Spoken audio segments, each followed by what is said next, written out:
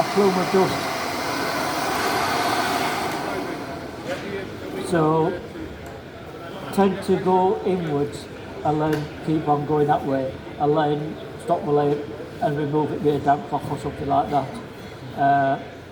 But if you keep on sanding sand out that way, yeah, you get that big plume of dust coming out.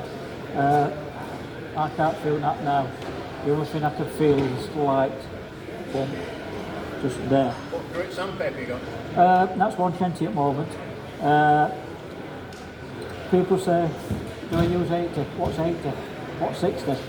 If it's not bad, you will use it maybe when you're first starting out, but then after you've been turning for a while, 120 will be the lowest grade you go. If it's, because you should say to yourself, feel something there, I'll get the tool and take it out. Unless again, it's distorted so badly that you can't get a tool on it. But normally I would say 120 is your coarsest. So just go